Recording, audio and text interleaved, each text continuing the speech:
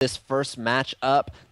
Everybody is loading, and hopefully it won't take too long. My computer is running on all cylinders, and it sounds like there is actually another person in here that's going to be streaming and casting as well. So hopefully that will not affect you guys, and hopefully we provide the most professional and best streaming we can with what we got. So that looks like the map is loaded up for me at least, so we'll have to wait and see what goes on. But of course, you guys can kind of see the mini map. Now, for Terran players, it is crucial to hold those high grounds. I don't know how easy it is to see in this little mini map, little rectangle that we have, but of course that natural is tucked away. But the best part is that there's basically just dead air behind those expansions, which leaves a lot of Banshee possibilities. And so we'll just have to see how this goes. The map is loaded up. We have Kung Fu Eyaor is going to be my guess as the purple Terran player. And we have WPS, I believe, is the team. So it's going to be Kurt Nasty as the yellow Protoss player.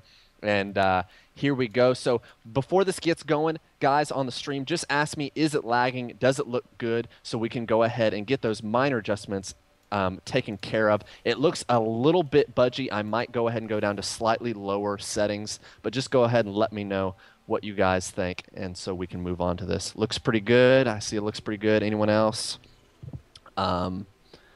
Anyone else? A little laggy, just a little slight laggy. I'm going to go and lower the settings just because actually, I don't know why it's doing that. I actually am on lower settings, but it's actually it's actually giving me high quality settings right now, but in the settings it actually is showing, oh, my computer, oh, poor computer. Anyway, let's get to the games regardless. It does look like Nasty is scouting out with a pretty early probe, and he's going to scout out, try and do a little harass. Of course, the SCV is going to push him back. So nothing to really expect. Now, the supply depot is at the top of the ramp, so he might do a 2 supply depot bunker wall. I tend to find that is the most effective Terran wall off against Protoss. And of course, Nasty in a TVP, for those of you who don't know, Protoss generally do not wall off the front against Terran, as it can get easily sniped by Marauders. So with this map, you're taking the first look at Inaris. What do you think of it? You know, I'm looking at this and I'm thinking that those watchtowers, I like the placement on that. I like how it's got vision of the high ground, which you see that little high ground spot that leads down into the natural, but you can't actually get at it from that particular high ground. You have to go down and around. That is very nice placement of that, so we can expect to see that is going to be a highly contested point there. The naturals, you can see it's a pretty wide open entrance there, but there is only one entrance. And around the back, I like how there's plenty of space, so you can't have a lot of Colossi harassment in the mineral line there, you know, like in Tal'Darim Altar, where you can siege up there at the bottom of the cliff and just completely shut down the natural expansion. So I think that'll definitely be something that lends itself well to any sort of expansion that players may go for relatively early, but I don't think that's going to be the case here. Looking down at the Terran player, he sees open up with 1 Rax gas. Got the Tech Lab, that's pretty standard. Might decide at some point to get a Reaper out, but I don't know. The map's pretty long here. What do you think? Yeah, and generally when I see this, I see that early Marauder. I'm actually surprised that he even went with a first Marine. Whenever I see a straight dead Tech Lab, generally, the first Marine is just to deny probe scouting if there's a probe in your base. Yeah. But generally, concussive shells come right out. But actually, a little bit different from Kung Fu, as he is getting stim research right out of the gate. So that's slightly different. Generally, all Terran players get the concussive shells so that Marauders are so effective against any kind of early push from a Protoss player. But just kind of staring at what's going on, we already see a hidden Twilight Council. So Nasty is going straight tech. He is not working on production facilities. He's probably going to add those gates on later, but the question is it going to be Blink Stalkers, or is he going to try and sneak in DTs? He already has a Zealot and a Stalker at the top of the ramp, going to be able to deny any kind of scouting that the Terran player wants to do. But of course, once again, I love what you already talked about, that Xel'Naga. That probe has that bottom Xel'Naga. He's going to be able to see every single thing that walks through and know if he needs to add gateways. Does he need to get a forge for cannons? What kind of trouble is he in? And of course, we can see Nasty getting that Dark Shrine. What do you think about that? Ooh, I think this will be very, very good. The thing is, though, you see the Terran player, he's got that expansion going, And I don't know. It's all going to depend on whether or not we see a proxy pylon down here, how fast he can actually get those DTs out. Because once the Terran player realizes DTs are in the field, he's going to have that second command center. He's going to have that ability to just go ahead and drop that extra scan without really hurting his mule production. He'll still be able to use one command center dedicated solely to getting his economy going. And with the two barracks, he's going to be able to pump out plenty of units here. So I really think he's in a good spot to defend against this type of play. It looks like that proxy pylon just did indeed go down. I like how it's just out of range of the watchtower. Very, very smart move. Very nice. I definitely like it. And the thing is, whenever he sees the DTs, hopefully for our Protoss player, he's going to make a few and he's going to spread them out. The worst thing he could possibly do is clump these DTs together. Now, he might go for a quick snipe of the supply depot, but he's probably going to be looking at bringing one to the main and one to the natural, forcing our Terran player to have to spread that out. But of course, we already see, hopefully, an orbital command will get morphed in here because if those DTs come, orbital command is making right now, but it could be too late. The first DT is coming up, and the wall is down. I Oh don't know if Kung no! Fu, is he going to get the DT in? Oh, why didn't he go in? He is going to go in, and I think the Terran player definitely sees it, but of course, there is another DT in the natural, and of course, he does go ahead and wall off, but this DT is in the main. How many SCVs is he going to get? There are 26 SCVs right now. He is running them away. This is great, denying that scout. Oh, is the Oh, DT he's going to going get to it out. away? I think he's going to get it out. And he Yes, got he away. does. Oh, Oh wasted scan. no! This Well, his DT. orbital command is now finished, so he will be able to do Ooh. another scan. There we go. Ooh, very nice. Now there is one. He definitely needs to go ahead and maybe supply block the Terran player. The Terran player does have a few supply depot overhead. They are bringing two SCVs to go and repair that. But I don't know. DTs are pretty beast. Okay, there's the remainder of the SCVs. I wouldn't be surprised if there's an engineering bay that's going to go down soon. And as I say it, there we go. Engineering bay going down. Going to be able to make forward turrets, and that's gonna stop all that harass. But let's go and check and see what our Protoss player is doing. He is adding gates, and of course he went a robotics facility right after. So I'm assuming this is going to be for an observer. Actually, it's a warp prism moving along the left side of the base. So he might be looking at dropping DTs as well with that warp prism. There is a small little area that I don't know. Actually, there's not a single area on that side that is not going to be seen. So we'll have to see, is he going to go with Zealots? But I'm assuming he's going to go for those DTs as the orbital command moves into the natural. Yeah, I think he's going to go with DTs as well. Sure enough, there are two of them popping down right now, but you see he has enough energy for two scans, and he also has a missile turret on the way. So I think he's probably going to be able to recover from this without too much difficulty. And sure enough, there's the response right there, waiting for the units to come down, getting the surround. One DT does indeed drop rather quickly. Second one, oh man, I thought I was going to get away for a second, but that concussive shells upgrade had a few things to say about that. And the best part, of course, these players are going to be playing with those hit points, so he's going to be able to see the energy left on the orbital command, know that there's a scan left, and I think he actually spotted the DT, and he did. Oh! Scan, denying all those DTs, so very, very good pickup from Kung Fu. But of course, while this is going on, getting an expansion himself, I really like this play, doing that harass, but there are, oh, he's actually got Zealots going in. I don't know if I agree with this. We'll have to check and see how many. Two SCVs go down, three SCVs go down. That is definitely not worth it. He needs to kill a few more. A Marine goes down, is another SCV going, another SCV goes down, and that almost, what was that, 5 SCVs and a Marine? Yeah, it was about 5. Was even trade. I don't really agree with that. I think he should have saved those minerals and used them elsewhere. The entire harass is officially been a loss. If we look at the units loss tab or the resource loss tab, we can see there's already there's the resources that made up for it. But it does look like Kung Fu is going to be pushing across the map. But Nasty doesn't have much. He actually does have a Colossus out, though, but there are no sentries to lay down the force fields needed. But, of course, he might try and choke this ramp. That ramp looks like it could be done with one force field. But actually, looks like Nasty's going to go and pull back, and he's going to go ahead and give him that high ground and move into his base, and he is sacrificing his natural. This is not good at all for our Protoss player. No, definitely not. Look at this. He's just giving him complete and free reign. And it's funny because up until this point, the Protoss player has had a definite economic advantage. I mean, if you look at the amount of probes killed, or workers killed, 18 to 0, and it was sitting around 40 to 21 there for a while. So that even though the Dark Templars and the Zealots really didn't pay for themselves the entire time, he still was able to hurt the SCV production. I think he denied the use of 3 or 4 mules throughout the last few minutes, keeping the Terran at a severe mineral disadvantage. And really, you're kind of seeing it pushed back into this half of the court now, with the Terran player forced to hang out in his base, building up off of a few barracks there, and he's now in a good position to contain the Protoss. And what we see, the extended thermal lance upgrade has completed, so I think that's actually going to help the Protoss player a lot in busting out. But look at the nice spread here. You can see he's very Marauder heavy right now, so I think the Terran player, Kung Fu, is in a great spot.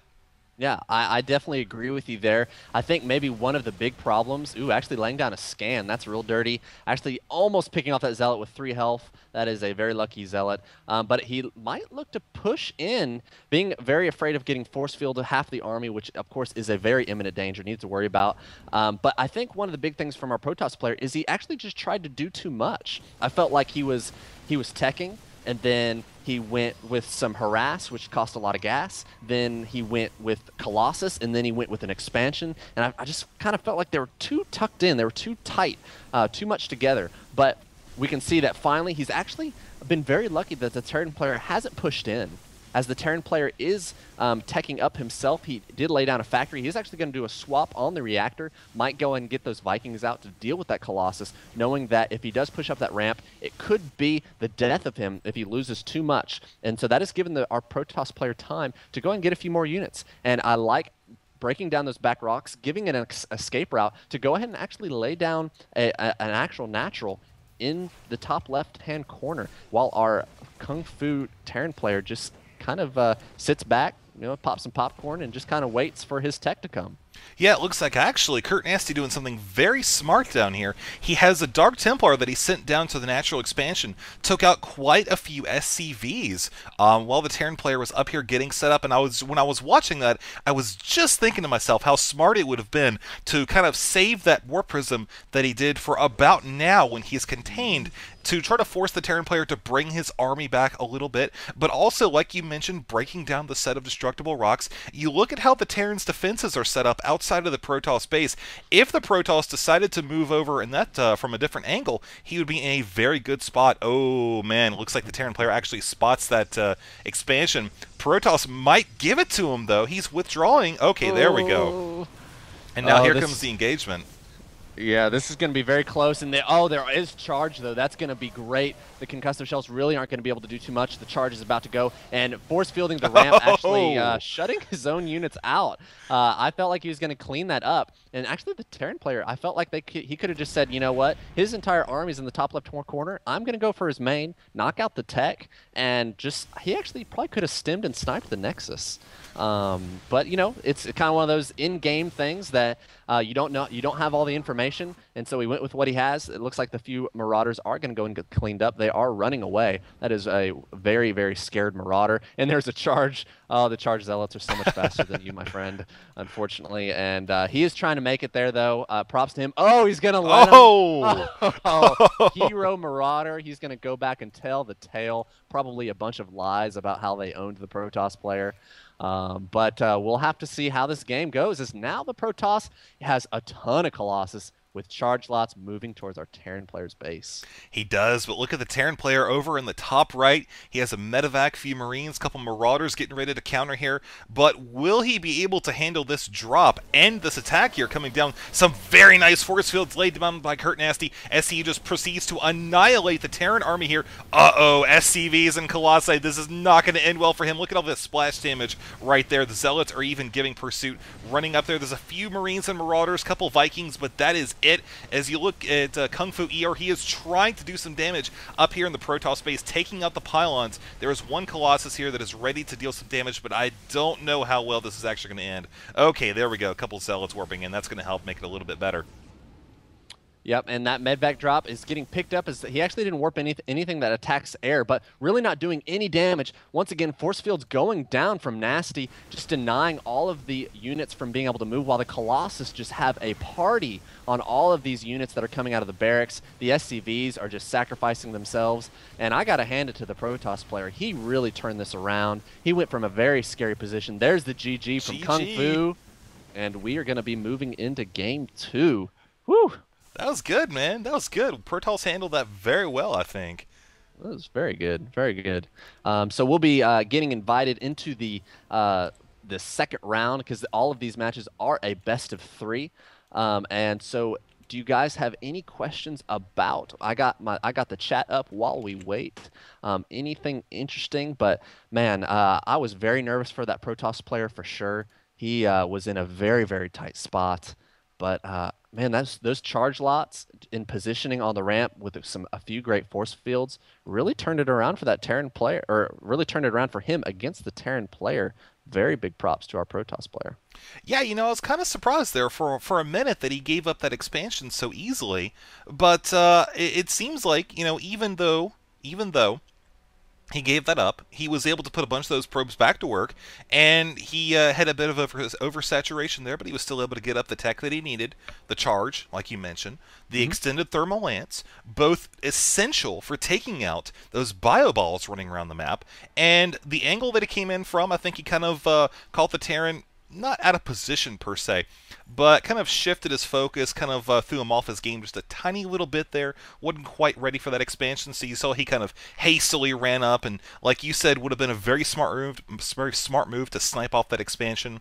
But also, as you said, kind of one of those decisions you make in game that hindsight, you know, completely different. But yeah, and as casters, we always know that whenever we cast a game, and then we have all the comments, and they're like, oh my gosh, this player is terrible. He could have just done this. But there's these blinders on that you just don't know. You don't know everything that's going on. And so it looks so easy from a spectator's standpoint. You know, just what we're doing right now, it feels easy. But we got to remember that they're operating blind. They can't see anything. Would it have been an amazing thing for the Terran player to run up in the base?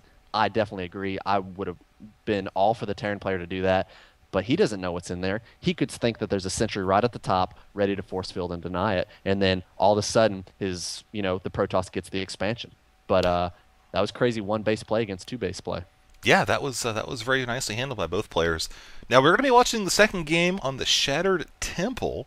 This is I like the revisions they added. Have you had a chance to give a lot of thought as to what your opinions are on the changes here? You're talking the Lost Temple from Shattered Temple? Yeah.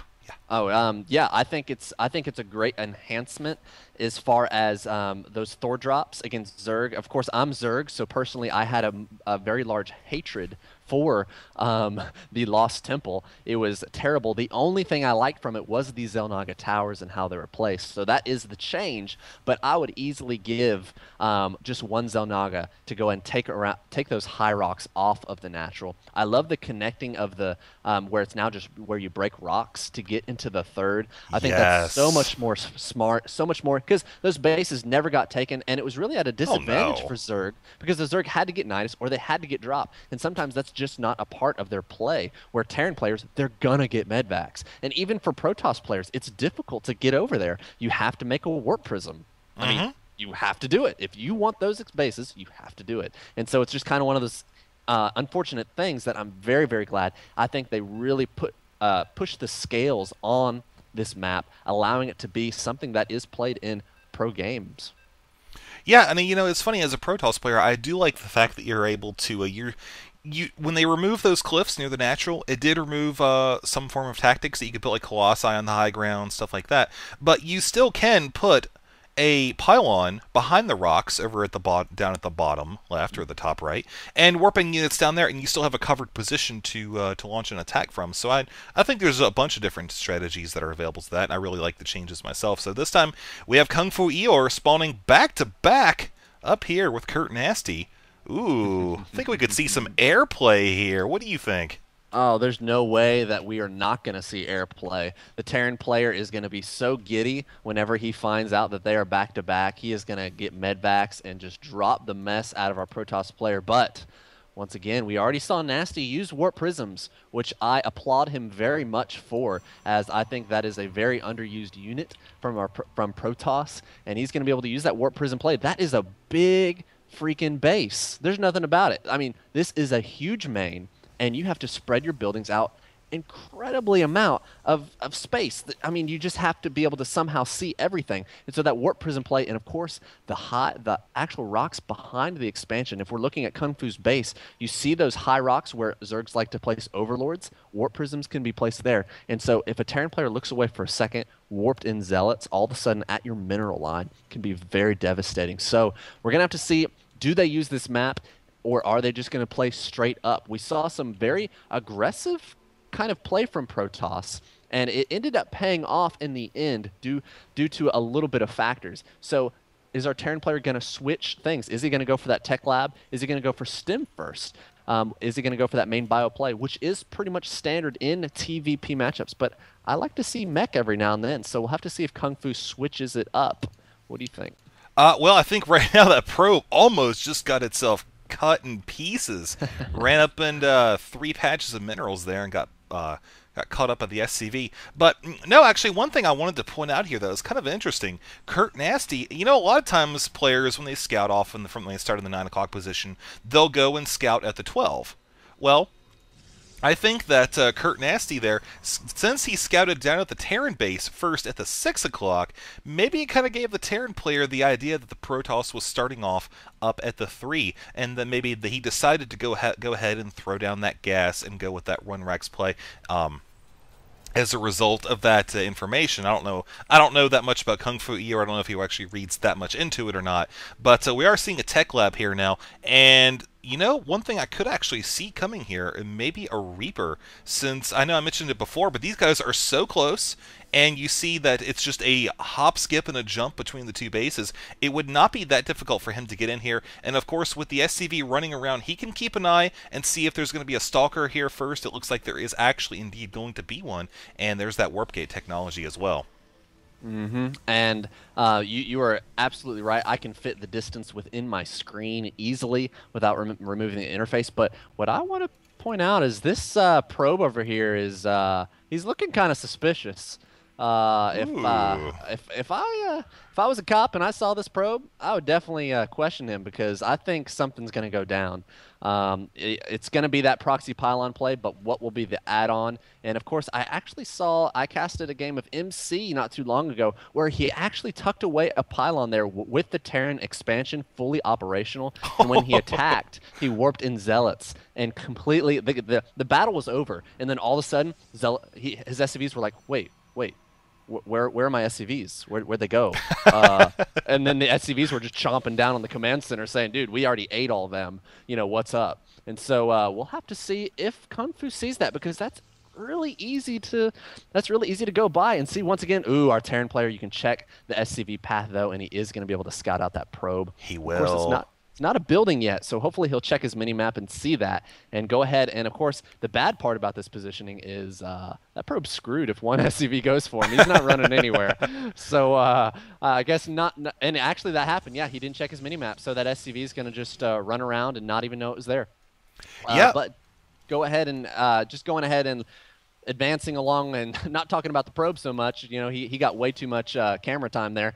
But the command center is going down, so looks like the same exact play we saw in the first game from Kung Fu Eeyore, getting that stim first before concussive shells. But once again, we see the same thing. Actually, a Nexus first, but we do see that dark shrine almost halfway up. So he might be faking looking at, hey, you know what? I'm going to expand. I'm going to play a macro game. I'm not going to do anything different. When lo and behold, he's going to do the same thing. And the one difference, actually we see 2 more gates being added on for 4 gate. Is he going to cancel that Nexus? He's going 5. He's going 5? He's going 5 gate. Oh my god. How can... He has to keep the next... He can't afford that, can he? He has Well, to have two what I'm bases. watching right now is I'm watching to see if he's just going to save up his money, save up his gas, and then dump 5 Yeah, DTs. that's But he's true. not going to have enough money because the DT Uh-uh. shrine's finished right now. And you look at the just the army size, 47 to 36. Terran's got the supply advantage here. Income, you could see he's actually down on SCVs, so All right, we're Protoss about to. sees. Ooh man. Ooh, oh, he sees it. He knows it's there. Oh, so good. Kung Fu, you are the man. You demonstrated Kung Fu right there, sir. Oh my Oh god. man. That was awesome, but of course nasty finishing that expansion because DT's plus 5 gate. There's no way you can consistently afford that. So there is this proxy pylon though, and of course there is a DT chilling in the natural, just waiting for something to chew on. But of course we already see that forward missile turret. This is going to be a completely different story, and hopefully if we go into the mid to late game, we'll see these DTs more and more often, just getting put in here and there in a few army composition. There's the forward missile turret, and he is going to chomp down on that. Oh, just one fatal swoop. And there's the scan go down. Is he going to get away? Oh man, I think he's gonna make it. I think he's gonna make it, but he's gonna It drag the makes Terran it. over to the. Oh wow. And actually, they pulled away just in time to not reveal the proxy pylon. Mm-hmm. And here we go. DT is hungry and ready to go. Oh! Yeah, hit it out. You didn't know there was a missile turret on the high ground, buddy. Oh, that's so unfortunate. And Kung Fu Panda. Or, I'm sorry. Kung Fu Panda, I just, nice. there was only a matter of time before I said Kung Fu Panda. There was only a matter of time. But our Terran player is mobilizing. I need to apparently take a break because I am starting to quote movies. You know, I'm not sure how. Oh man, this is. I don't think this is going to be good. You see, he dedicated a lot of money early to that expansion, and I really hope he doesn't give it away again. But you see, he's transferring the probes down. He's not trying to engage. He's actually going to lose a lot of probes there. Several of them going down. We can expect to see a force field there, trapping a couple of those units. Charge is just a hair away from completion. But still, with the amount of units the Protoss player has, I would not really want to go ahead down there and engage that. That is such a huge loss for the Protoss player. Look at that. He's sitting on 5 gateways on 1 base with teched up to DTs. And the Terran players got that expansion, but oh, DT's down in the expansion, doing some pretty hefty damage. Of course, the SCV is able to run to the turret and be safe. Man, I almost want to give it to the Terran player right now because our Protoss player has supply blocked himself severely. He just finally got unsupply blocked, and that's why he's banking almost 1,400 minerals. That's not going to get you the win. He's teched to these DTs that are doing absolutely no damage right now. He is just losing resources. There goes the proxy pylon. That's done. He has a small army, but what? He has sentries and zealots. I mean, does he have charge? Let me check. He has charge. Okay, he has charge. Maybe that charge will give him the game. But there is stim out, and concussive shells is done. Our Terran player is very ahead. Even though the supply tab, I'm surprised it's not a little bit more, but I think we're going to see that supply tab get larger and larger gap. We'll have to see. Yeah, I think so too. And actually, I wouldn't be surprised if we started seeing the Terran player get upgrades here in just a second. Oh, speak of the devil, there's weapons 1 exactly as I mentioned that. But oh, I think this is a really smart move here by Kurt Nasty, getting those Archons. Of course, they do extra damage to biological units. Those are the heavy hitters here. And right now, Kurt Nasty's army is pretty much just a big meat shield with a little bit of force field support. He doesn't have that meat and potatoes that he needs to do the high damage, and I think that's what the Archons are going to be able to do. Of course, with that recent range increase, going from 2 to 3, that's going to help him reach past those zealots and be a little bit farther away, maybe stay out of range of some Marines that are behind the standard forces in the Terran army. And oh, going for this high yield expansion, even though he doesn't have the income coming from the natural yet. This is a risky move, man. 2 additional gateways as well. He is really banking on not being attacked by the Terran player anytime soon. I think he's joking, honestly. He hasn't he's just started making probes again. He hadn't been making probes for like 2 to 3 minutes straight. Now, I think the big crucial thing is if he lands those force fields. If he gets those force fields behind that bio army where they can't stim and run away, I actually think this is going to be a pretty even matchup, but there are bunkers going down. Kung Fu realizing what is going on. Medvacs do have are going to be able to heal them, and here goes the battle, but great positioning from the Terran player. That force field not really doing anything. A few Zealots getting caught off guard, and they are going to be sacrificed. And once again, Protoss player is supply blocked. Oh, and that's what's going on. There is a drop in the main. A bunch of probes, I think about 10 probes did go down, and they have free reign on this main. Our Protoss player is going to go and continue to engage. Archon's doing a lot of damage, but there are bunkers up. SCVs are getting pulled off the line, and I think if our Terran player can hold, he's going to be okay, but these Archons are just tanking so much damage. The Zealots are doing great. Force fields, oh my goodness, the Terran player doesn't have any army left except what's in the main. Wait a second. Did something get cleaned up? Oh, a Zealot's cleaning up the drop in the main. Yeah, And yeah. I think the Protoss player has this. It's funny. I think he's going to win. I was watching that drop, and I was like, oh, man, he is going to get supply blocked. He is going to lose his economy, and that's going to be it. Because the Terran, he had such a great positioning with those two structures there. He was able to just clump up and do tons of damage and take damage from no more than 3 Zealots at a time with the Archons running around in the rear. But then the structures went down. The Zealots were able to get a good surround on the infantry and force the Terran to lose his expansion. So now we're kind of back to square one here with the Protoss economy looking pretty good there at the natural. You see it's kind of oversaturated there with the probes. And a couple probes just kind of chilling as well, being awesome. Yeah, there we go. Yeah. Now they're getting the gas, but the Protoss player has definitely got the Terran contained. You can see he's now forced to bunker up here and may actually be going for another drop here in the Protoss main. And it does look like the Zealots are up at the top, so they do get view of the high ground. The Stalkers are going to be doing a great deal of damage. The supply depot goes down, and so our Protoss player, the Archons, I don't know what they're doing. They're having a little huddle, not in the battle. SCVs coming off the line, ready to sacrifice themselves so willingly. You want SCVs in your party, so they will take the bullet. But I think Nasty. Now, I really hope our Terran player doesn't leave the game. I definitely think.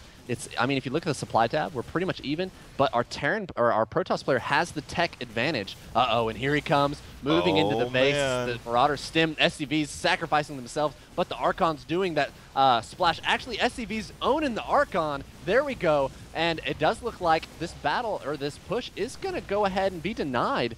Finally, and I don't think our Protoss player has much, as he's just been getting that economy, but that is a part of it. If you look at the Harvester tab, 41-19.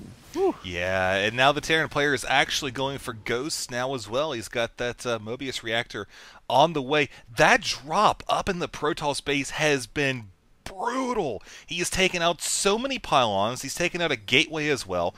And the Protoss player has been almost exclusively dedicating himself, trying to push through the Terran base.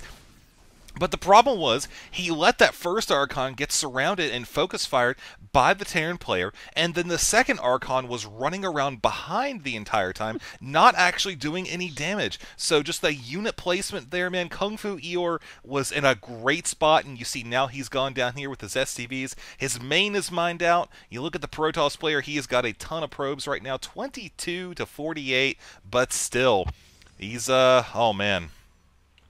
He is a Terran player for sure, and if anyone can come back, it is a Terran player. Now it does look like our Protoss player taking advantage of those rocks that he knocked down earlier on, going to go and get a third.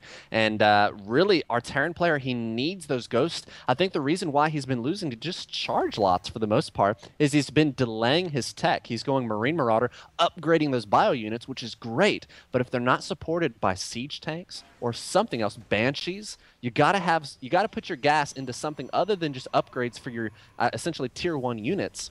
Otherwise, you're gonna get rolled because our Protoss player is upgrading. He is teching fast. He got DTs both games, which open up Archons. And then of course they open up Charge. They open up Blink. They open up a whole vast array of upgrades. And the Terran player has to be able to keep up. So I'm very glad he finally got these ghosts. They have EMP. But once again, it's going to come down to positioning those force fields, and he cannot get caught behind those force fields while his Zealots are charging at his army. Yeah, and you see the Terran player actually moving to the middle of the map now, trying to get a little bit of map control. He does have one Hellion in the field. It does not have the Blue Flame upgrade, but that's okay with those 3 ghosts there. Uh-oh, 1 DT coming in. Is he going to be able to actually snipe off one of those ghosts? No. Oh, 1 ghost left out. Oh, man. Run away. Actually, EMP. Oh, there you go. Nice. Very, very nice. EMP does detect any cloak units. Oh, and the probe line could get caught off guard here. He is going to go and push in, focus down the pylon. I don't think this is going to be a good trade, though, as he is shooting and scooting very, very nice. Actually, Nasty's going to push back. I'm very surprised at this, and that pushback really, really hurt him. He questioned his commitment, and I think that really hurt him. This battle could have gone a whole lot different way, but actually straight Marauders are doing a great deal of damage. They are at 1-0 upgrades. This DT is going undetected. There are no more. Oh, there's the scan. This DT does get cleaned up, and this might actually do a great deal more damage than we thought. The Ghost moving over to the side to make sure they don't get sniped out by DTs, just using them for that EMP. Now Zealots are charging their way over to the Terran player, and this battle, this game is just going in and out, a fluctuation of who is in charge. But this gold, there's no economic damage getting done here. But I do like our Terran player is snagging the third, we can see in the minimap, while this harass is going on. So Terran player being mindful of that, actually laying down a EMP there just to be kind of dirty against the Zealots, laying them down. Medvac coming to save the day, though, picking up those 3 almost dead Marauders. And I have a feeling those guys are going to be used for some harass once they get cleaned up. Yeah, he did a great job, actually. You know, the fact that he was able to commit to that attack, the Terran player, and then the Protoss it felt like he wasn't quite sure if he wanted to defend. You saw him kind of pull back for a second there, and the fact that he pulled back, but then the Zealots continued on, allowed him to take out a bunch of Zealots without worrying about the Stalker support. But here's another drop in the main. 1 DT is all that stands between the Terran player and the death of the Dark Shrine. Oh, a few more Zealots coming in as well. They should be able to take out some of the Marauders, but not before. Oh, wow, look at that pickup right there. Last second save. I thought he was going to be able to get that, but no, I guess not. He could always drop in right there. There's a nice little spot between the pylon and the Twilight Council, and it looks like there's another drop in the gold as well. Oh, man. Whew. And I don't know about those Marauders, but I would not want to get picked up by that medvac, to be honest. They'd be like, man, bring in another medvac. I ain't going in that hunk of junk. That thing has been through so many battles, 26 health. I mean, they must feel so bad, like a little peon getting picked up by that. They wouldn't send a battlecruiser to go pick him up. But one of the big things that is just now getting balanced out is that Harvester tab. And I guess by balance, I mean just the income. The Harvester tab, our Protoss player, has been severely over. And the main thing is this Terran player, they keep trading armies. But when it comes down to it, our Protoss player is going to have the economy to remake it so much faster. I think actually one of the big things, we see Colossus being added on, and of course Thermal Lance being added as well. And this is when it gets scary for the Terran player. He's going to need those Vikings to start coming out. He's making a few more medvacs, but he needs to soon and very quickly, I don't know how that made any sense, but he needs to get Vikings out basically. Otherwise, he is just going to be meat. There is another drop in the gold, but of course this is going to get cleaned up. Only a few probes actually going down, and I think those Marauders have finally breathed them last. And there goes the medvac. I think all the Terrans are happy that that medvac is dead, because none of them actually want to get picked up in that. Well, I think that Kurt Nasty is doing something very smart here with the double robo, because so far the Terran player has shown he is thoroughly committed to this bio play and getting out a whole bunch of Colossi very quickly, and pretty much just taken the Terran player by storm in the next engagement. I think it's really going to be pretty one-sided, depending on the positioning here, of course. But they do have the extended thermal lance upgrade, and they're going to be looking to shut down that high yield. Not too much of a contest there. Those poor mules going down so fast. Oh, I'm sure that's illegal in 15 different countries. Absolutely, absolutely. But we do see the big engagement that is probably going to define the remainder of this, and of course we can see that it is completely one-sided. The tech advantage is ridiculous. There's only 2 Vikings. I mean, were 2 Vikings. Those got cleaned up fast, and the charge lots are going to have a party. And once again, Nasty coming out with the win. Man, that game was almost castable. That was a very, good. Very crazy game, back and forth. I had no idea who was going to win, and I'll admit, I called it wrong. I was like, Terran player's got it. Terran player's got it. Protoss, supply blocked himself for like 8 hours, but he came back. He came back because of the tech advantage that he had. I don't know. What do you think happened? Well, I think the fact that he had all those charge lots out there as early as he did really kind of added a bunch to his defense and allowed him to continue on and get that expansion going again. Of course, he did have to rebuild it, so that was a pretty hefty loss on his part, but the Terran player didn't quite commit enough to kind of finish him off. You saw that he went ahead, got his own expansion up, and he kind of stayed with that Marine Marauder. He went with the drops, and they were pretty effective, but it didn't really seem like he teched up a whole bunch. Like you said earlier in the game, he was kind of sticking with Marines and Marauders, and he eventually did end up getting those medevacs as well, but he didn't really have a lot of Vikings. Those ghosts helped, but again, I mean, he just kind of let himself get outplayed. Yeah, yeah. And it's kind of one of those things where I felt like his drops weren't doing enough. I felt like they were good ideas, but he just would bring Marauders. In my opinion, if you want to do a lot of economic damage, I sure Marauders are the things that snipe the buildings. But if you want to just own the entire probe line in about 5 seconds, you bring two dropships full of Marines and they're gone. And then that's it. And I just felt like these drops, they were good ideas, and a few of them did a good bit of damage. They were able to at least stop the mining, which of course is always a good idea. But I just felt like they weren't able to do that damage. Even though the Protoss player was supply blocked, those pylons kept getting knocked out. You were keeping a close eye on some of those drops. Maybe they did more damage than I think they did, but I just felt like they were great ideas, just not quite executed the best as they could be. I think that's a really good way to describe it, because when I was watching those drops, it felt like that he would start off committing to killing the pylons, and then he would kill a pylon, and then he would shift over to trying to take down a gateway. And the gateway, of course, has a lot more hit points, and there wasn't a lot of overlapping coverage with the pylons, so he could have sniped out like 4 or 5 pylons and completely shut down the Protoss base, but he didn't. He just kind of didn't really commit to any one thing.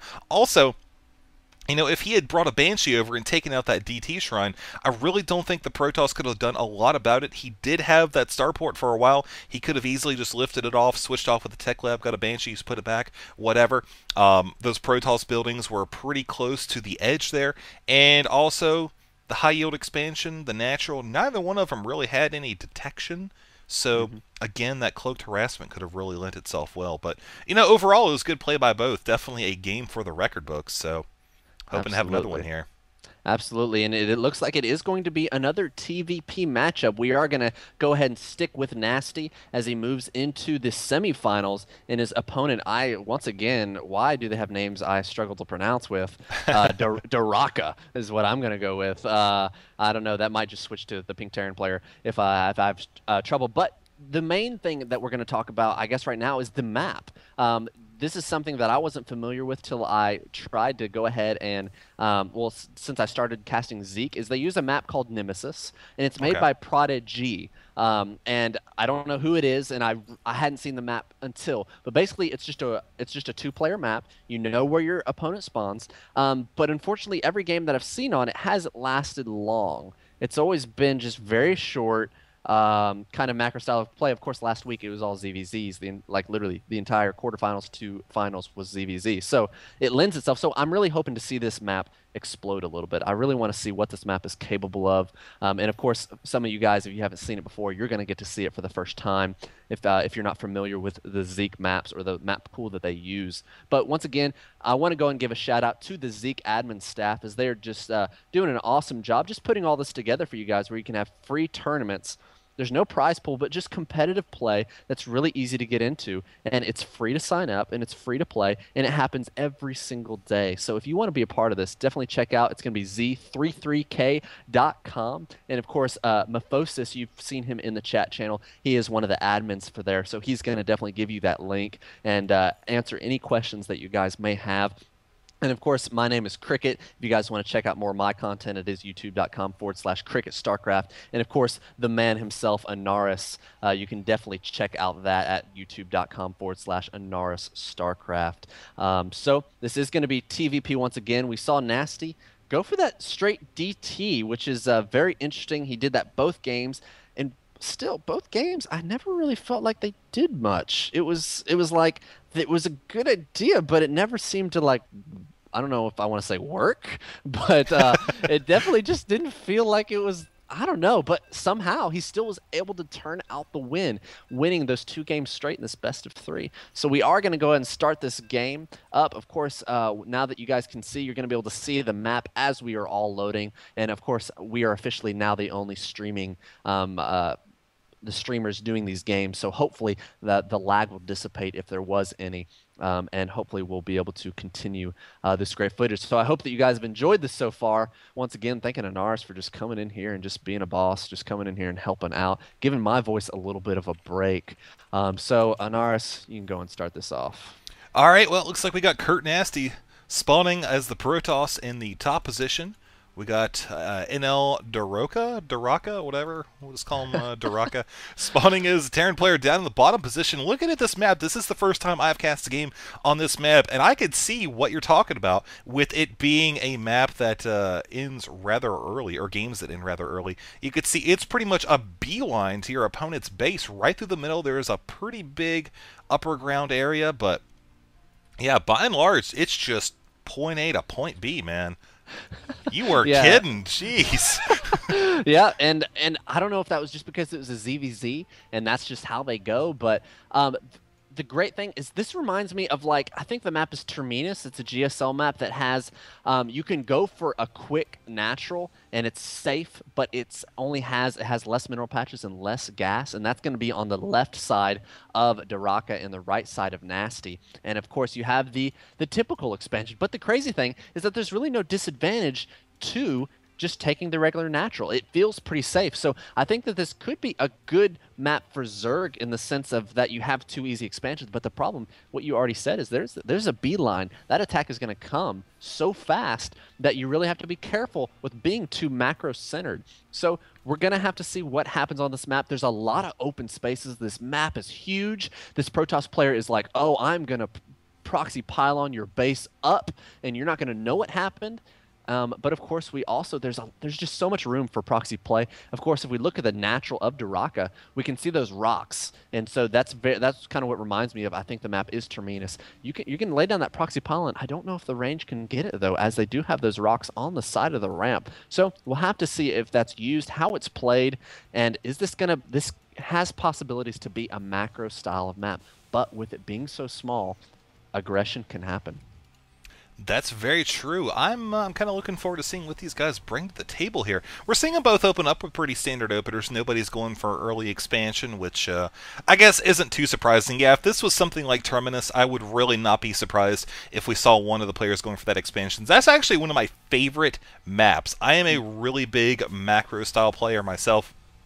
So to be able to defend 3 bases with 1 giant ramp area, ooh, God, I just love it oh so much. Oh, yes.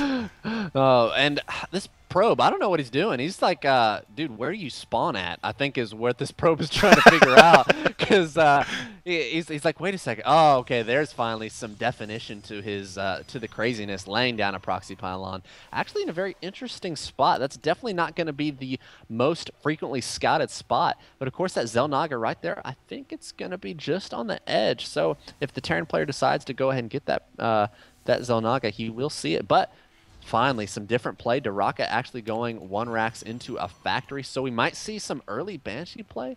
But one thing we will see is factory units, not straight bio. And so I don't know. We actually could see, what is his name? Goody. A Goody style of build. Actually, we'll still go straight mech against Protoss. So that's honestly, that would just make me so happy inside. But our Protoss player, I don't see where. There it is. Do you see what's coming? Do you see what's coming? Proxy Stargate. Oh, yes. Oh, dirty, dirty. I'll let you be all happy inside right there. Oh, man. Well, it's funny because it was the last Champions Trophy tournament. Somebody actually tried, I think it was Krulu, somebody tried to do a proxy Stargate inside of the Muslim's base on Shakura's Plateau. Inside the base, just out, it was the bottom left position, and it was just outside of the vision of the Muslims refinery. I mean, if he had sent an SCV around the back side of the refinery, he would have seen it. Just one of the ballsiest plays I have ever seen. So anytime I see a proxy Stargate now, I just get super excited. And, you know, I think it's funny, though, because with that Banshee on the way, you know, obviously having a Viking out would make it pretty easy to deal with that Void Ray. But he will be able to get out of Viking to deal with that. And depending on where the Void Ray comes in from, a few Marines actually might be able to hold that off if they're microed properly. So that's going to be one thing we're going to have to watch for. And one thing that I've seen from Protoss players against Terran is this timing attack.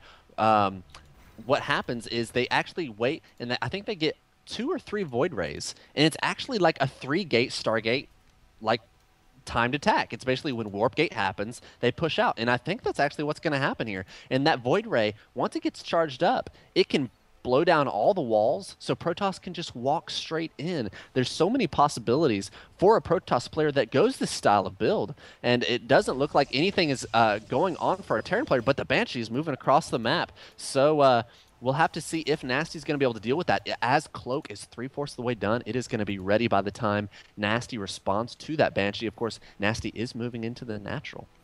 Yeah, I think he'll be able to warp in a couple of Stalkers and deal with that, but the problem is that Cloak's done. It's going to be a big issue. There's the Guardian Shield right there, and you see that first Void Ray trying to get its charge up right now, doing a pretty good job of that, but it is actually going down. It is down! Wow, the first Void Ray goes down. There's the SCVs repairing the bunker, and I think that attack is no more.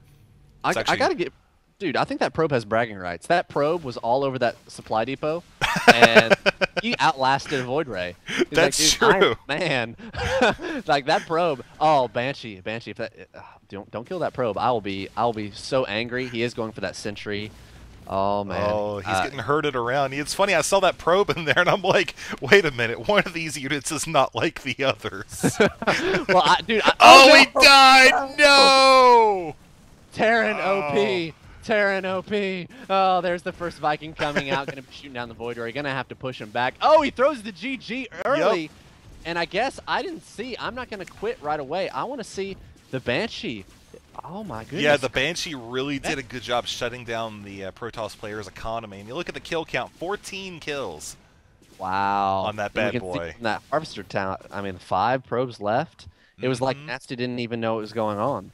Yeah. Of course, that Cloak finishing just at that clutch time, that Stargate, early Stargate, he's not gonna have a Robo. I mean, that's just it was a blind counter. Honestly, I think that's what it was. It was just a blind straight counter. If he hadn't gone Stargate, then he wouldn't have been able to push back the Void Rays maybe as easily. But he went that, so it just countered. It just worked, and very impressive play. And once again, I was unable to see this map really take a macro style of play, aggression.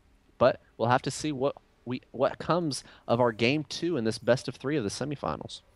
Yeah, man, that was pretty nice play. I gotta say, with that Terran, he was on the ball with those Banshees. I really like how he didn't try to bring back that initial Banshee that he sent up there. He knew that he could do tons of damage. The fact that Protoss had committed so much down to the bottom of that map, and because he had Cloak, he knew that he was pretty much guaranteed to have some decent bonding time with those probes. Mm-hmm. Oh, when they bonded. Oh yeah.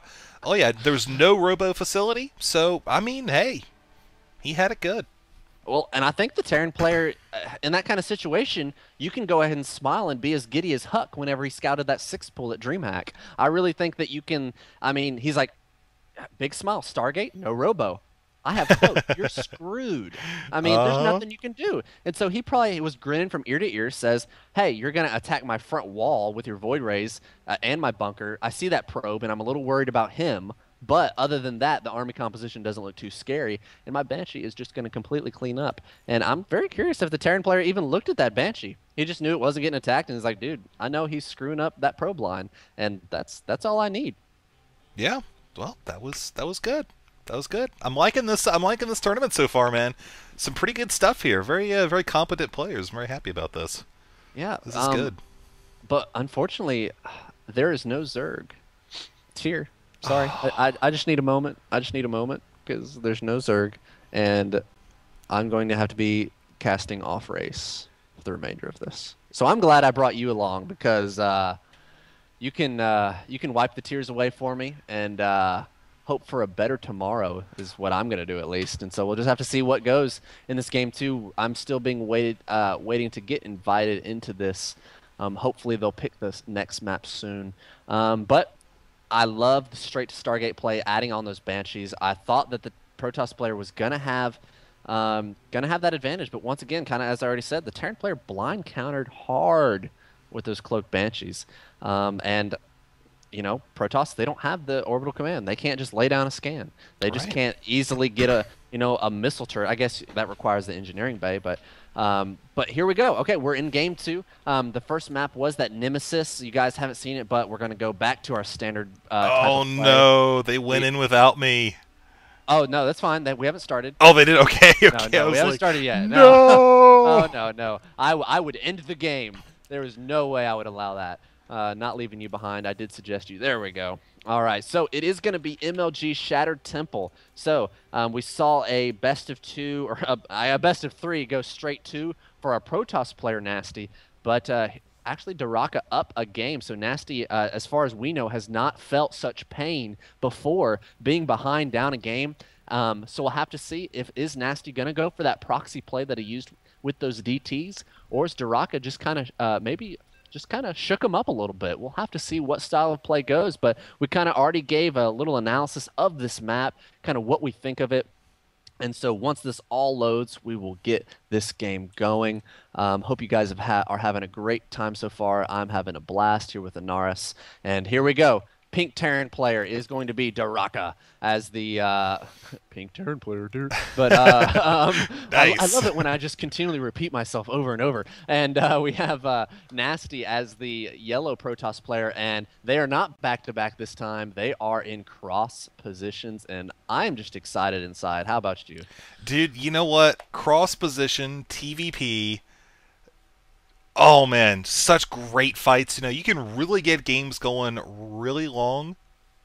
But what I'm going to be looking for here, I'm really going to be looking for the Protoss player to mix it up. So far, we've seen he likes that kind of proxy throw your opponent off balance plays, things that they may not scout initially.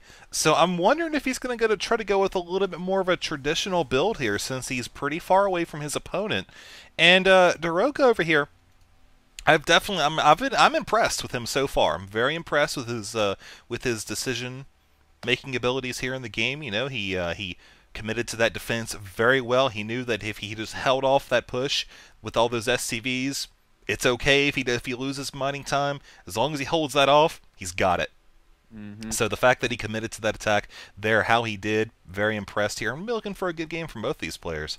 Well, and I'm a little nervous for our Terran player right now because Nasty has an average APM of 225, and that makes me a little nervous. His APM spam is much higher than our Terran player. So, multitasking abilities aside, I don't know how this game could go. Of course, if you guys can't tell, Oh, I he's going am to take out actually the joking. SCV. Oh, Oh! he nails it. Probe, dude. Nasty's probes are like commander in chief. They construct how the army goes. As we saw that probe taken on the supply depot in the game one, and probe already has one kill count, and that's just going to be one of many. One of many. I I'm think sure. you're right. I think you're right. You see how he is just running around like a boss? He's got the SCV in his tail, but he's got his jets in full throttle. And actually, looks like he kind of lost him there on the ramp. So very smart. Very smart probe. I'm impressed. Man, and he even got out before the supply depot. I mean, everything was there, but it was like the Terran player was like, whoa, whoa, okay, we don't mess with this. You don't do it. Wait, delay the supply depot. Go ahead and get a Marine. Then we can make a supply depot, and we'll be safe. But going back to Nasty, he is going Gateway, Cybercore, adding another Gateway on. So different style of build. But yeah, I really like the point that you brought up. Nasty's style has been based on proxy. It's been based on, I don't want to say cheese, but it's been based on some kind of tricky play that doesn't go scouted. It's always been positionings. These maps have huge bases, give a lot of opportunity to hide tech, and of course we saw Nasty doing a proxy Stargate. So I really want to see Nasty play us straight up. I mean, it seems like whenever he switches to playing straight up, he wins. Yeah, yeah. And it's funny because actually one thing I was just looking for, the Terran player, Daroka, with that SCV, something he should have realized by now. Since they're in cross positions, the path between the two players' bases is just a straight line. So with that SCV that he had scouting around the Protoss base, he should have been keeping an eye on that probe that he knew left his base just a moment or two ago. So the fact that he hasn't seen that probe should be tipping him off, at least somewhere in the back of his head, that something could possibly be going down here. Absolutely, and that is a great point. And I really like this Ford Stalker. I always love to see a Stalker coming off because they're actually faster than anything that comes out of a barracks until they get stem. So he can actually tank some damage. We can see shields are gone, but he can outrun the Marines. Literally, he's taking no damage. The shields will Hmm. recharge, and he can go in and scout again. And that's what. And unfortunately, he's running it back. I love it when the Protoss player keeps it there as long as he can because until a Terran player gets stem or concussive shells, they stay there as long as they want and get whatever they want. But once again, Duraka going for that Banshee play. Now, I don't see any cloak tech behind it. Maybe, oh, never mind. Spoke too soon. There is cloak tech coming from Duraka. Going to try and do the same thing. But of course, we already see Nasty getting that observer out. He's like, man, screw Oh, that junk. I ain't letting that happen again. And he is chrono boosting that. He has another one on the way. He's like, dude, I know what's up. I know what's down. I know what's going on. but And look at the I'm going to timing make of that two. scan. Oh, wow. Just perfectly scanning or, yeah, scouting out that warp gate timing. And of course, seeing, okay, something's coming from that observer. Oh, is he gonna? I can't imagine that he'd actually cancel the cloak. He is gonna go ahead and still move in with the Banshee, but there's more than enough Stargates. So Nasty, I think he's gonna have a very easy time deflecting this as one of his observers goes into the main base of Duraka. So he's gonna be able to see and confirm everything that he feared and assumed, I guess. Yeah, and if you look at the Terran defenses, yeah, he has the bunker. He has a few Marines. He's got a second bunker as well. Now I think would be a little bit better of a time for something like a Warp Prism drop. He's already got the robotics facility, and you see he's kind of riding on about 300 minerals or so on average. He's had a little bit of gas for a while now, so he could definitely use something that he could dump that gas into. Here comes that Banshee actually taking a couple free hits from the Protoss player, but oh, that Observer is already there, ready to go, so you're just going to see that Banshee keep on going right out of the Protoss base over to the water. Oh, that is such a lucky Banshee. That Banshee was like, "Holy crap, dude! I was about to wreck him, but then I had to run. Something happened. Something happened. I couldn't do it." So that Banshee probably wet himself. Ooh, going back in maybe for that pylon, just being annoying. Ooh, he's even gonna cloak, saying, "Dude, I know you had to have an observer to see that high ground, but I don't care. I'm still gonna cloak." So here he goes. Oh no, Oh, yeah. tier Terran player overextending his Banshee. But I'm very nervous for Duraka right now. He only has 3 production facilities. Oh, I'm sorry. He Hmm. has a factory and he has a barracks. So I was a little nervous there. I was like, you got a command center and a barracks and a starport, and that's about it, dude. But he has a few other buildings. But Nasty, I love this play. He's adding on that Twilight Council. Gonna probably go ahead and get. I don't know if he's gonna get charged. I think he's gonna get Blink. He already saw Banshees, and Blink Stalkers with observers are gonna be great. And he's just pumping out those observers. He wants to know when those Banshees are there. He doesn't want to have to wait, which basically tells me that he's gonna delay the Forge a little bit. He's not gonna go heavy on upgrades. He's gonna use observers to do all the scouting and not have those cannons to defend his main line. So Duraka's really gonna hope that Nasty doesn't push out anytime soon because right now Nasty has the expansion up and running. There's the probe transfer, and he's got a ton of production facility. He is at 5 gates. Charge is actually being researched. So actually, I think there's the forge. So actually, everything I just said in the last minute, just go ahead and throw it out the window. And I'm apparently a terrible commentator. It's all right, dude. It's all right. It's all about having the fun here, man. We see actually the Terran player going ahead with this expansion. Now, I do want to point out that the Terran does not know that that Twilight Council is there, and he also doesn't know that those additional 2 gateways. He saw one gateway coming in, but he didn't see the other 2. And of course, he won't see the double fours with those super fast upgrades. So we're definitely going to be seeing this guy commit to some pretty heavy gateway play as he is getting weapons 1, armor 1. And oh, that one Viking, look at that, man. He is trying to come in here and do anything damage that he can. But probes and stalkers have a few things to say about that. That was such a bet. That was such a bet. Like his buddies are like, dude, I bet you won't do it. I bet you won't go there and lay down there. There's no way you're doing that junk. And he did it. He did it. He wins the bet. I don't know what he wins, but he did it. Rubber Props duck. to him.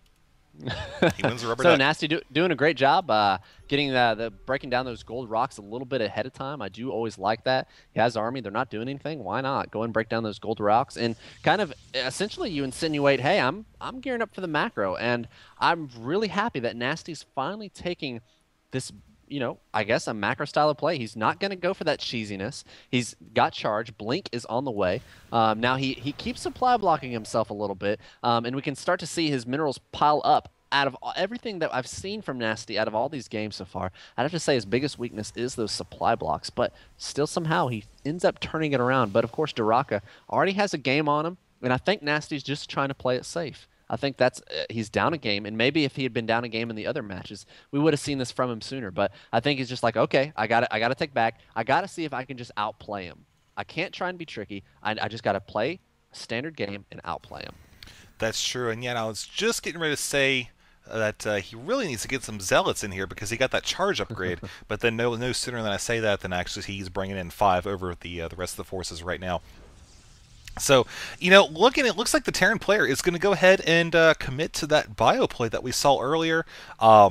Marine, Marauder, Medevac, a couple ghosts in here. The ghosts are going to be essential in this. One thing I'm going to be looking for from him, though, is if he's going to continue to use this robotics bay, or facility, rather. He could throw down a couple of mortals. Mortals, of course, do tons of damage.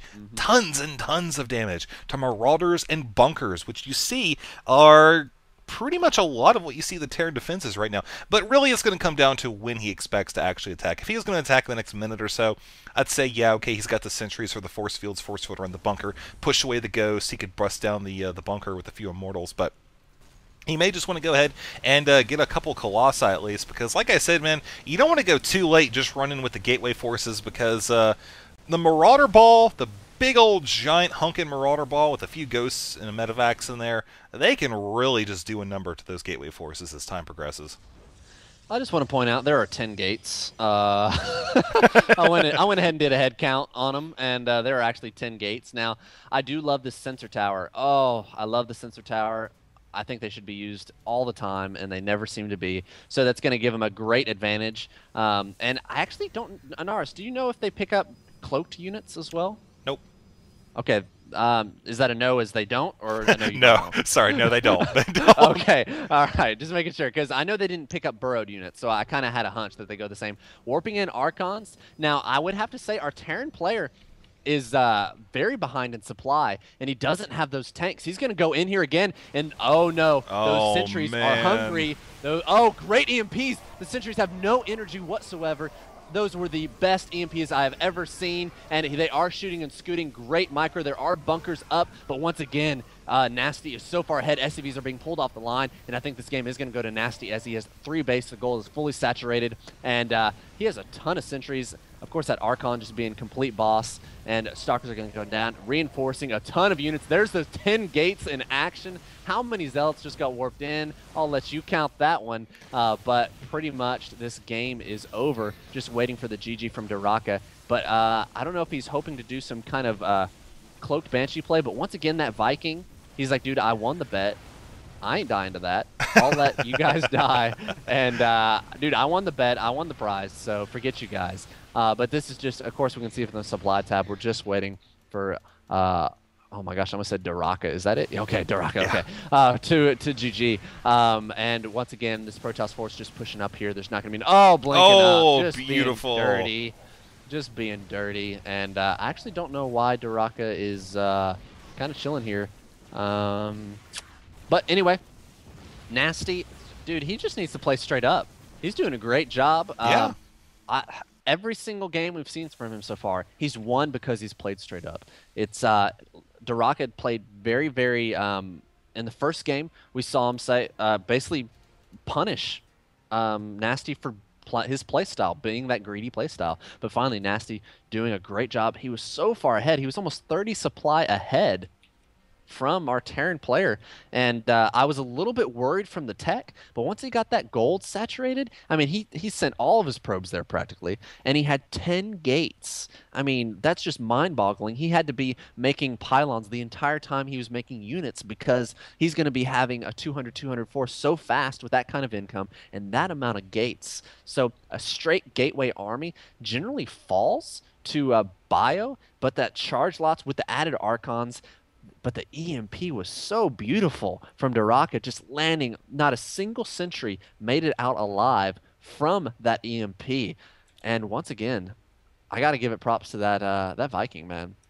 That That Viking was Viking was boss. baller. One thing I want to point out, actually, though, I think that in battle could have gone a little bit more in the Terran's favor. Maybe not necessarily coming out with a defense capable of holding off the onslaught of 10 gateways, but he brought over those SCVs awfully late to repair those bunkers. If he was able to get those SCVs over and get a complete surround on both of those bunkers, the AI for the Zealots would have actually caused them to run around a lot, and the Protoss player would have been forced to micro those Zealots and try to target and punch his way through those SCVs to actually get at those bunkers.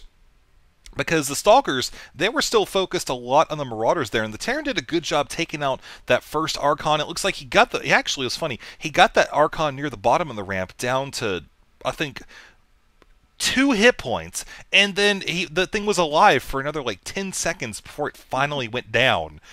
And the other Wow. Archon at the top was just staying behind and just shooting just out of range, and but yeah, I think that the Terran player, if he brought those SCVs over, it would have been a little bit more in his favor. But all in all, once that Protoss player got that high yield going, got those 10 gateways, he knew that he had to attack while he had the economic advantage and could support it, and that's exactly what he did. Yeah, and I guess I really have to think about this in the sense of why the Protoss player was able to take such a big lead there towards the end. Is that Banshee Harass didn't do anything. It No. really didn't.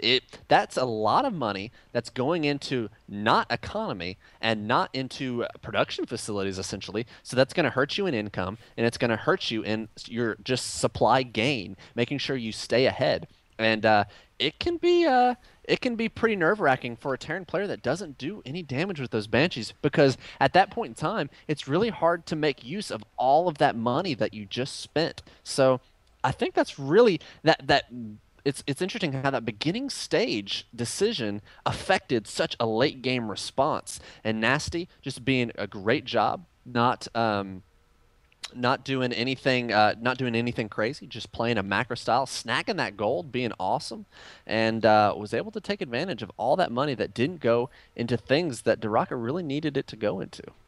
Yeah, it's funny actually. I think you're exactly spot on there. And I think it was probably not so great of a call to at least whenever I'm playing against the same person multiple times, if I do a game where I have a strategy that works really well in game number 1, I'm probably not going to do it in game number 2. Right, right. Because I mean, the better it works, the more likely it is that they're going to try to prepare for it next time. Mhm. And we Especially saw that.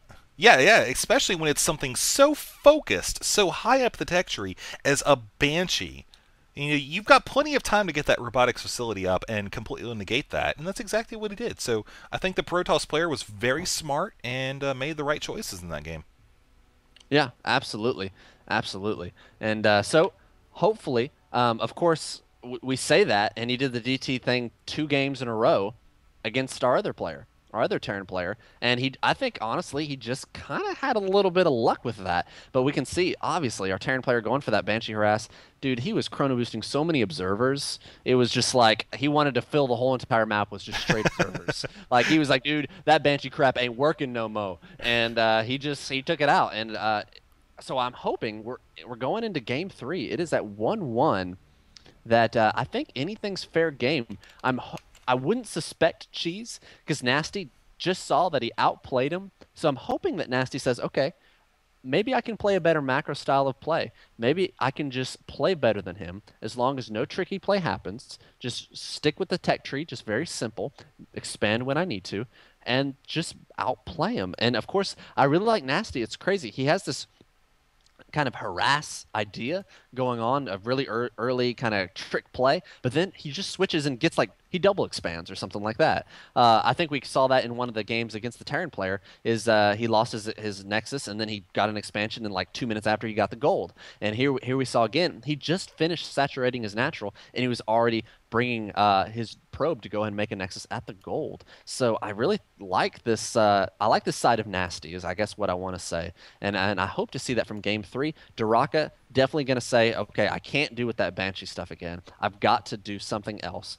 And it might be another trick type of play, as we've seen the same build from Daraka both times, but we'll just have to see what happens. And sorry for the wait. We're just kind of waiting for them to, I guess, pick the game 3 map.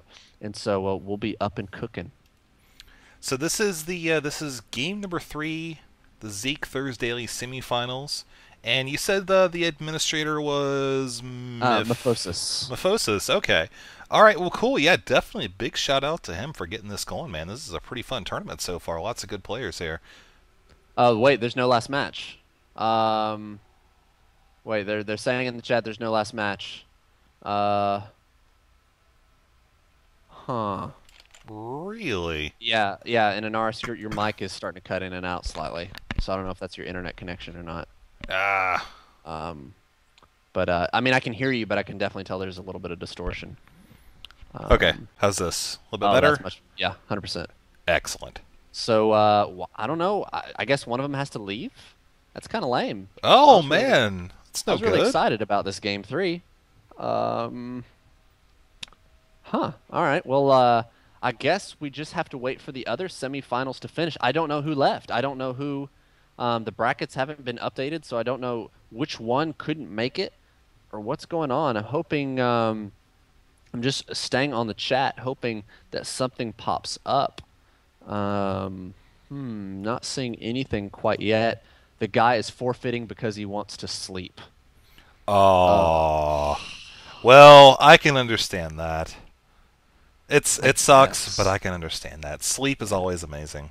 Sleep is amazing. I will even when you're in the semifinals of a tournament, sleep is amazing. It is. I actually am in the middle of a wedding weekend of bachelorness, and we rented out a cabin out in the boondocks last night. Didn't really sleep. Played a bunch of poker, and like we came out this morning, tried to canoe, but we got rained out. Tried to bowl, and like a camp was like just having their bowling day at the bowling alley, and they were like, "Dude, we just want to." It's like 5 of us. Let's just bowl, and they're like, okay, it's 10 o'clock, and we're not gonna have a lane till 2 because a camp is coming up here and is reserved every single lane. So I'm like, Oh. I was gonna get my bowling on and tell you about how I destroyed everybody in bowling, but unfortunately that wasn't the case. So we just went to my place and we played Call of Duty Black Ops and we played some Risk, and that was about my day. But once again, sleep depravity. So I got to be with them. Sleep would be good right now.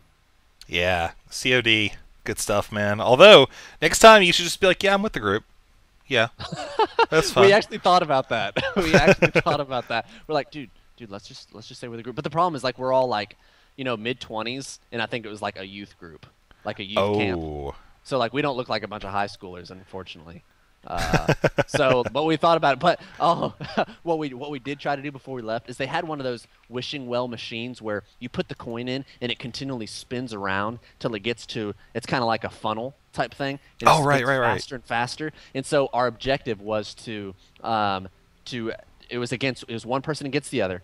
And he dropped the coin in at the same time to try and make them hit, and so that they hit and drop completely down.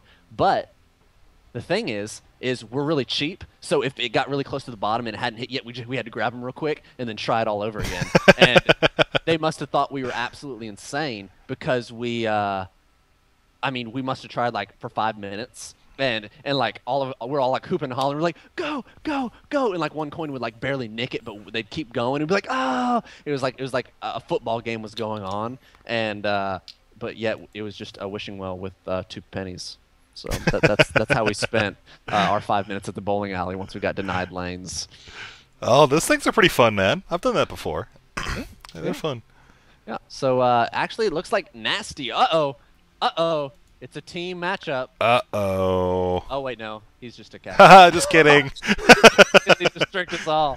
Okay, so anyway, looks like Nasty was not the one that needs sleep. He is fully rested and ready to go. So I think he's actually getting kind of lucky there. As Yeah. I felt like Daraka had a little bit more up his sleeve, but maybe he didn't and was like, dude, I gotta go to sleep. AKA, I'm gonna get owned on this third match. So we'll just have to see how that goes, but we are awaiting. It is going to be, let's see, is the final brackets made up? I think we're still waiting on the other one. It is a TVP matchup. So we could be looking at, once again, another TVP, or we could be looking at PvP as well. So Hydrogen. we haven't gotten to see yet. Is Uh, hydrogen the Wait a second. The guy? Not sure Uh, if it is. not the one. Ah, it just got. Oh, Oh, I'm sorry. I punt. I should be showing this to everybody because this is funny. How many people are gonna get booted? Uh, only casters and admins. There you go, Mephosis. Be the boss that you are. Nice. Take So once and control. just another shout out, Zeke.com admins. Mephosis is the guy on the chat channel.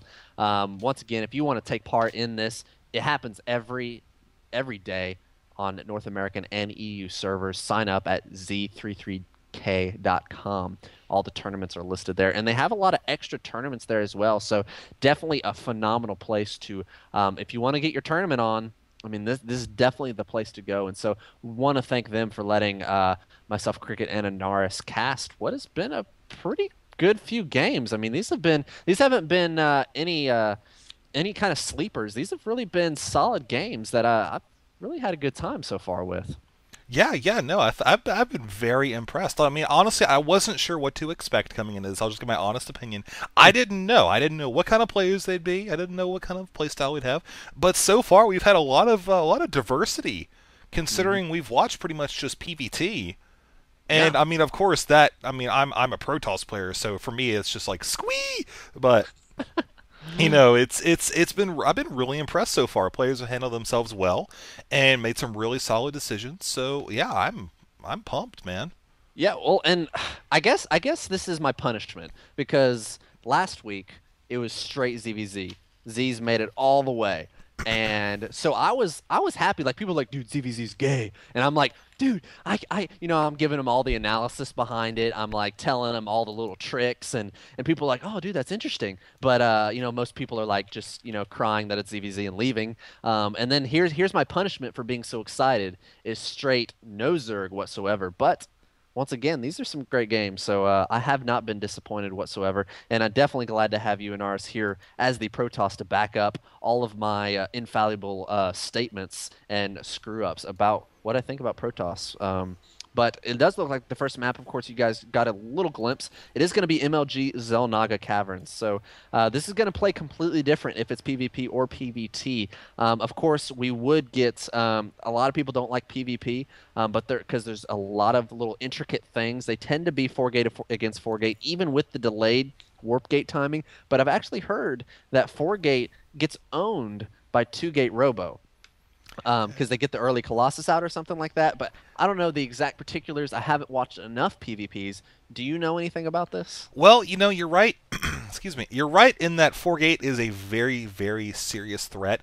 A lot of times, what you'll see, they'll go heavy stalker, and the nice thing, personally, I go 3 gate robo because you get Yeah. enough gateway forces to be able to hold off any sort of super early assault, and an immortal or two in there. Usually I'll have an immortal by the time their attack actually gets there and starts trying to press in.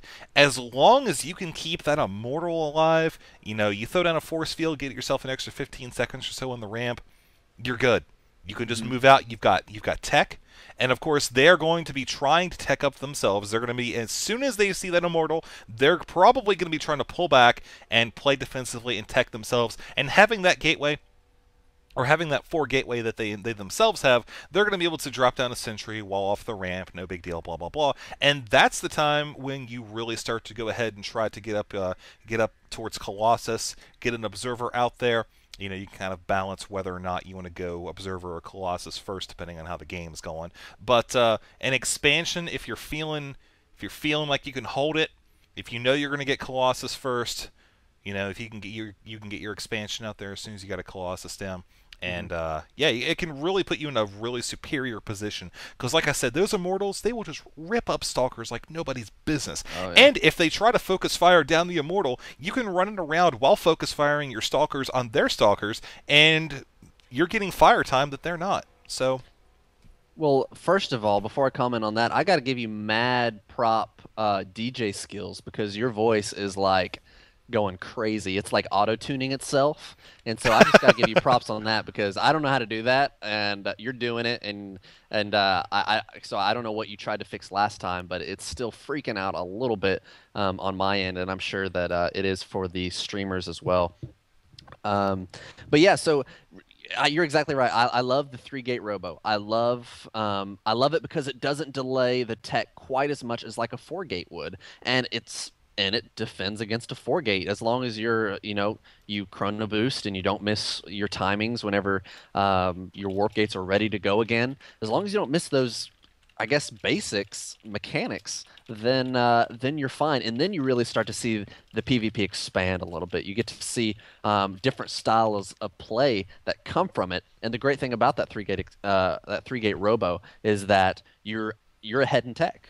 I mean, Right. you're ahead. You're ready to go, and you have a few different tech paths that you can go. You can go ahead and say, "Hey, it's time for some War of the Worlds Colossus action," or if you want, you can go for Blink Stalkers. I mean, you can switch to Twilight Council, which, with a few Immortals, kind of like what you said about how Immortals just mop up Stalkers. So then you can just, get an Observer out. All right, so now I can see everything. Go and get an Immortal and switch to something else, or the inevitable Stargate play. All the options are limitless, man. They're really good. And what is this? Oh, dude, I can't believe you need to be a mod, sir. You need to be a mod so people have no option but to listen to you. There we go. You are a mod. Wait, I'm a mod? You No are a way. mod now, sir. Oh, nice. So Sweet.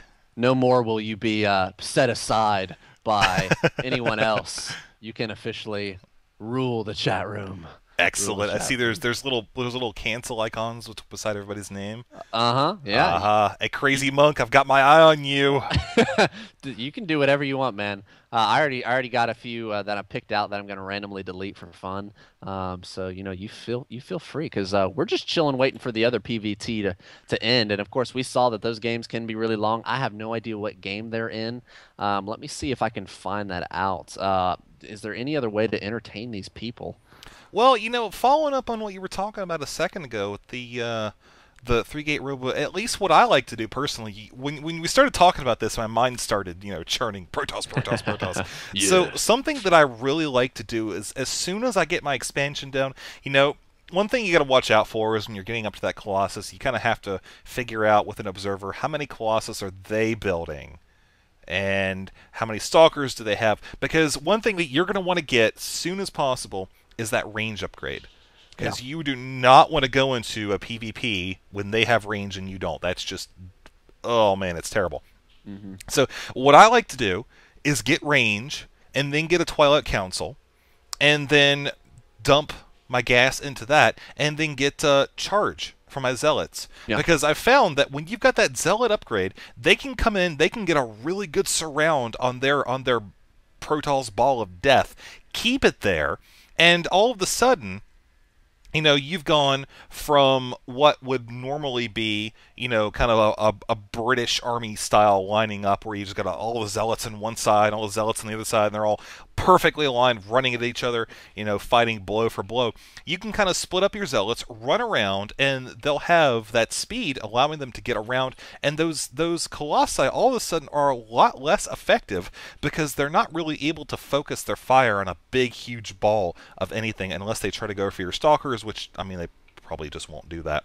Yeah. Yeah. But yeah, it's that zealot charge is definitely something that I love in PvP, and I'll get blank usually at some point shortly after that, depending on how my gas goes. But yeah, it's PvP is a very very meticulous, Hmm. very very precise matchup.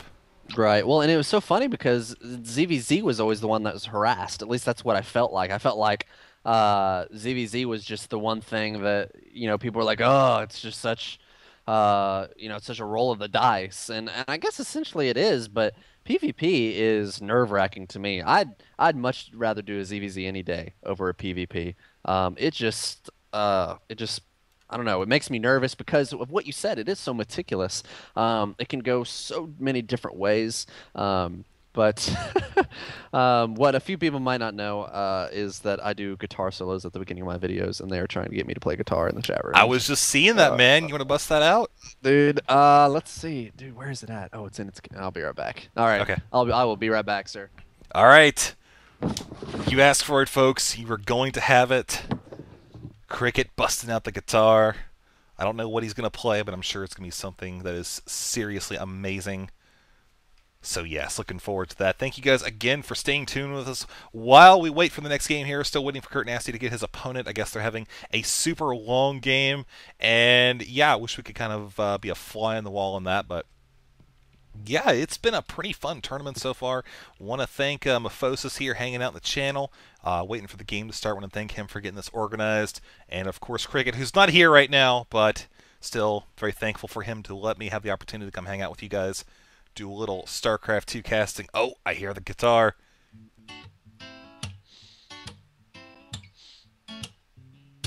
Can you hear that at all? I sure can. It's a little quiet.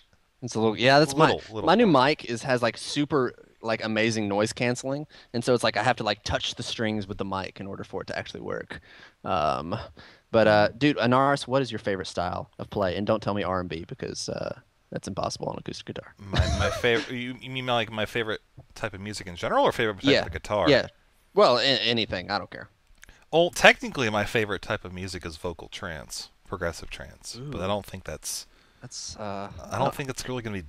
Is it doable? So that's why you were doing that crazy voice stuff. That's you were just doing all the little effects that you'd like to hear. So that's, all right. I actually don't even know what's causing that. I really have no clue. Well, it sounds pretty cool, and I'm kind of jealous. That's all I'm saying. Autobots roll out. All right, so what are you gonna play, man? What do you got for us today? I don't know, dude. Like all I do is make up stuff. Like if you ask me to play a song, I've probably never heard of it. Like I'm one of those guys that just makes up stuff as I go. So I'm gonna like my head is like it's in this weird position where like my neck is laying on the top of the guitar in order to get the mic close enough. Okay. But what we might do is I'm actually just gonna set the mic down so I can have the mic right there and just let you do whatever you can because I have a headset, so I'm not actually going to be able to hear you while I do this. So it sounded like they said they wanted you to solo with your beautiful voice while I play guitar. So oh boy. I don't know how you want to take that. I'm just throwing it out there that the possibilities are endless. So I'm going to go and set the headset down and play until something happens. All right. Yep. Go for it. I'm actually going to listen. I'm going to listen for a second because yeah, I want to enjoy this too, and we'll see what happens. All right. Well, that sounds good. Here we go. I feel like I'm on the spot. Like I better not suck, otherwise it'd be bad. I'm listening. I'm waiting. This is my first impression. No pressure. This mic somewhere. All right, here we go.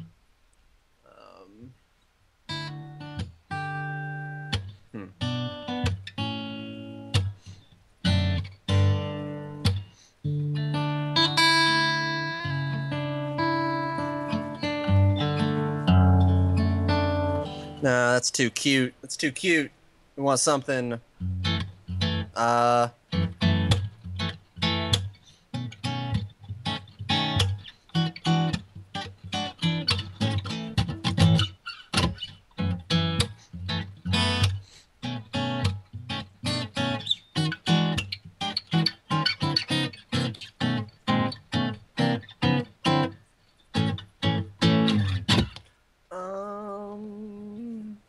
Ooh, you guys are gonna like this. This is what you want to play like as you sing your woman off to bed.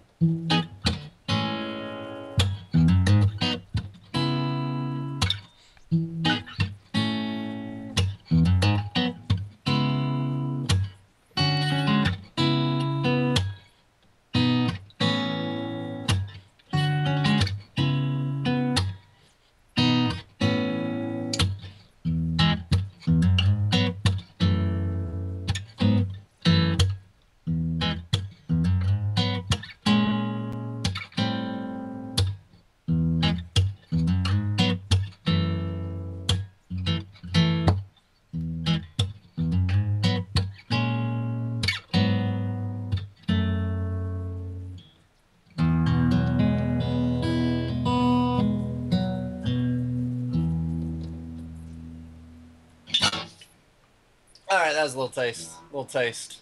That was good, man. All right, I'm back.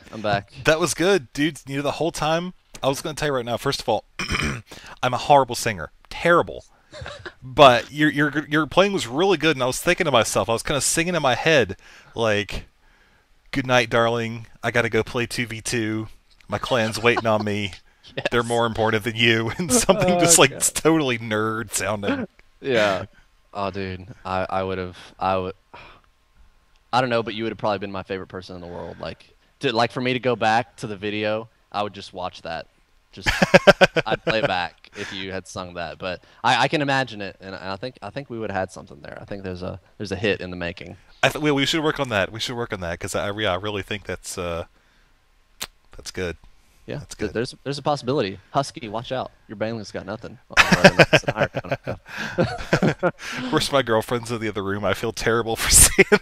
Oh gosh, no, you are one of them. That's kind of awesome. I actually don't know if my wife is home. She's at the whole wedding like I'm in, and she's in it too, and she's at the bachelorette party. But I think they should be in by now. I don't know. I have the door closed, so I don't know. I could be doing the same exact thing. So no idea, no idea. But holy crap, longest ZVP ever. I know, right? Golly, golly, they need to like pro ball in or something. I don't know. Oh yes, we have confirmation. You two are now officially my favorite casters. By the way, thanks for the vid cricket because if I didn't see that, I would not have seen this vid. Well, you have to thank Nice. Anaris for that. Thank Anaris for that because my computer was like maxed out. It was running XSplit, Skype, all this internet stuff. I had Facebook, YouTube, uploading stuff, and then Anaris was like, "Hey, I'm gonna make a video, and just to announce it." And I was like, dang, that's a good idea. But my computer was like on the verge of explosion. But I was like, you know what? Screw it. Doing it.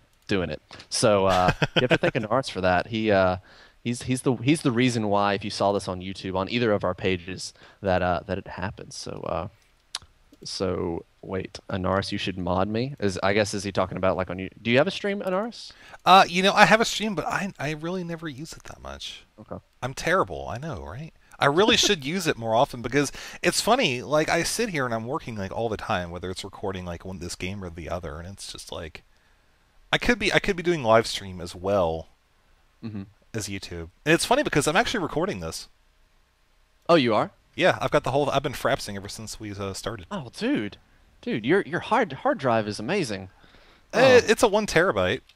Yeah, yeah. I need to get one because I use a solid state drive for all my Okay. replays, just for speed wise. But yeah, I really do need to get a terabyte. That'd be so much easier to do that. So that's cool though. That's awesome. You have all this you have all this recorded on footage, and so that's gonna be a whole lot better. So if you put that anywhere, let me know because like all this is being recorded on Justin.tv, but yours is definitely gonna be like much higher quality, I think. Yeah, So it's anyway. recording in 1080. So yeah, Oh, I can put this wherever you want. well, I don't care. So just if so, all you guys that are watching, if you check back with us, because I don't know if this is actually gonna go anywhere. It might not, except for our little serenade that or did I just say serenade? My words. Yeah, I think you Uh, did. serenade of the guitar and Anaris is just his meaningful words. That might go somewhere, but we'll just have to see. We'll have to see. So, but man, I have to admit we've been doing a pretty good job. We've been sitting here for about 30 minutes and have only lost about 7, 8 viewers. So, I I don't want to say that it's the guys that are in the championship match that are keeping this together.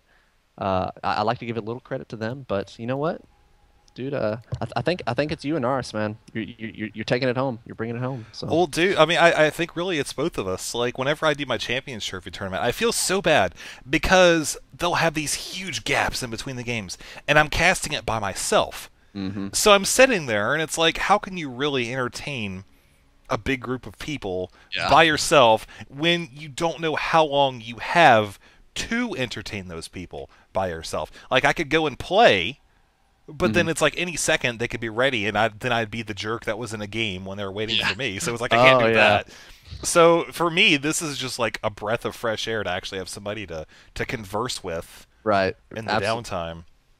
Well, and like last week, it was all ZVZs, and of course, a lot of the games are really fast. But the thing is, because I know so much about that matchup and just Zerg in general, like I was like talking the entire time. It was like 2 hours straight, and like I was even doing the shoutcasting stuff where I get really where I put some emotion into it to bring the viewers in, and like my voice like it wasn't gone, but it was on the verge, and that was just ZVZ for like 2 hours.